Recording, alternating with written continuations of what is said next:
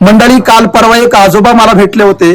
त्या आजोबांनी आम्हाला एक प्रश्न विचारला की महाराज, माझ्या जीवनामध्ये शारीरिक त्रास मला फार मोठ्या प्रमाणात होत आहे. सांधेदुखी, गुडघेदुखी, मणक्याचा आजार, पाठीचा आजार, पोटाचे विकार, अनेक प्रकारांच्या त्या ठिकाणी शारीरिक व्यथा त्यांना निर्माण झाल्या होत्या. आणि थोडक्यामध्ये त्यांना सांधेदुखी, गुडघेदुखी, हातदुखी, पायदुखी, डोकेदुखी, मानदुखी अशा स्वरूपाचा आजार जरा जास्त प्रमाणात झाला होता. आणि साहजिक वयामानानं असे आजार होत असतात. मंडळी, त्या बाबांनी आम्हाला एक प्रश्न विचारला होता की महाराज, याच्यावरती आम्हाला काय उपाय करता येईल. खरं पाहायला गेलं तर मी त्यांना पहिल्यांदा वैद्यकीय सल्ला दिला. त्यांना म्हणलं डॉक्टरकडे जा, डॉक्टरकडे गेल्यावर त्याच्यातून तुम्हाला काहीतरी उपाय मिळतील, औषध पाणी होईल. पण त्यांनी सांगितलं, महाराज आम्ही आतापर्यंत हजारो दवाखाने केले, 4-5 ऑपरेशन मी केले, पण तरी सुद्धा माझा मणक्याचा आजार, गुडघ्यांचा आजार, डोक्याचा, पायाचा हे आजार माझे काही बरे होत नाही. आणि या सांधीवातापासून, सांधेदुखीपासून तर मी कायम त्रस्त झालेलो आहे. आणि मला तुमच्याकडून असा एखादा दैवी उपाय सांगा, असा एखादा जादू करणारा उपाय सांगा की ज्याच्या माध्यमातून मी बरा होऊ शकतो. मंडळी, त्या आजोबाला एक उपाय सांगितलाय, तोच उपाय मी या व्हिडिओच्या माध्यमातून तुम्हाला सुद्धा सांगणार आहे. त्याच्यामुळे निसंकोचपणे हा व्हिडिओ तुम्ही पूर्ण पहा. आणि जर तुम्ही या वय म्हणजे 40 ते 80 या वयोगटामध्ये जर असाल तर हा व्हिडिओ तुम्ही पूर्ण पहा. किंवा कोणत्याही वयोगटातले असू द्या, तुम्हाला जर हा यापैकी कोणता त्रास होत असेल, सांधेदुखी, गुडघेदुखी किंवा अजून कोणता शारीरिक त्रास होत असेल, तर हा व्हिडिओ तुम्ही पूर्ण पहा. कारण या व्हिडिओच्या माध्यमातून तुमचं सुद्धा समाधान करणार आहे. तर मंडळी, काय करायचंय बघा, ते सगळं सविस्तर सांगतोय. आणि ज्या बाबाला उपाय सांगितलाय तोच उपाय मी सांगणार आहे. त्यामुळे हा व्हिडिओ पूर्ण पहा.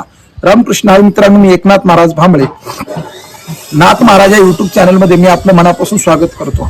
मित्रांनो, तुम्हाला सगळ्यांना माहिती आहे की मी उपाय सांगितलाय धन्वंतरी देवताचा. आता ही धन्वंतरी देवता कोण आहे तुम्हाला माहिती आहे? ही धन्वंतरी देवता अध्यात्मशास्त्रामध्ये, आपल्या वैदिक धर्मामध्ये या धन्वंतरी देवतेला वैद्यराज म्हटलं जातं. म्हणजे वैद्यकीय क्षेत्रातली सर्वात महत्वाची देवता म्हणजे धन्वंतरी.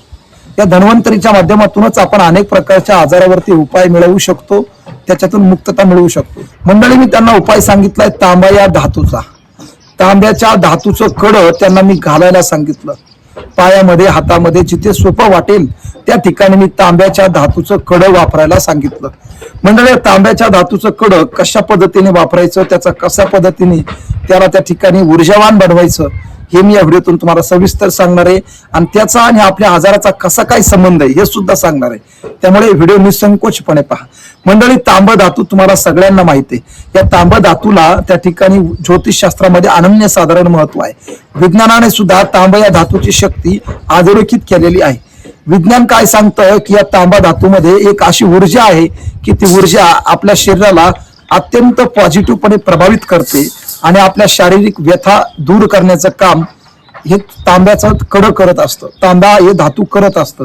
मग याच्यामध्ये अनेक प्रकारचे आजार असतात, रक्त विसरणाचे आजार असतात, रक्ताच्या संबंधित आजार असतात, किंवा अजून कोणतेही आजार असू द्या, तांबा हे आपल्या आजाराला दूर करतं. आणि तुम्हाला सगळ्यांना माहिती की तांब्याच्या धातूचं, तांब्याच्या भांड्यामध्ये आपण जे पाणी पितो ते पाणी सुद्धा आपल्या शरीरासाठी अप्रतिम असतं.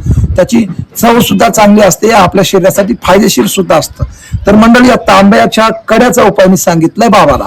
तो उपाय कशा पद्धतीने करायचा तुम्हाला सांगतो. अशा पद्धतीचं एक तांब घ्यायचं. आणि मंडळी, काही नाही, रविवारच्या दिवशी आपल्याला काय करायचंय, कडं परिधान करायचं आहे. मग ते उजव्या हातामध्ये, उजव्या पायामध्ये किंवा उजव्या हाताच्या अंगठ्यामध्ये आपण हे परिधान करू शकतो. तर ते कडं कशा पद्धतीने घालायचं तुम्हाला सांगतो. त्याच्यासाठी एक मंत्र आहे. ते कडं आपल्याला घालायचं असेल तर त्याचा मंत्र आहे.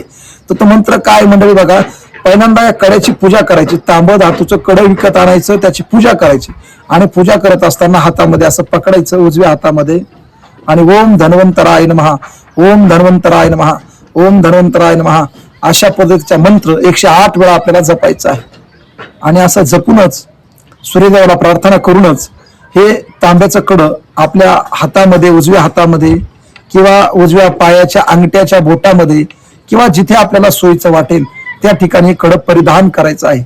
या कड्यामुळे होईल काय, तर तुमच्या शरीरामध्ये एक आध्यात्मिक ऊर्जा शिरेल आणि तुमच्या शारीरिक सगळ्या व्यथा दूर करण्याचं काम हे कडं करतं. तर हे उपाय सर्व लोकांना मान्य आहे.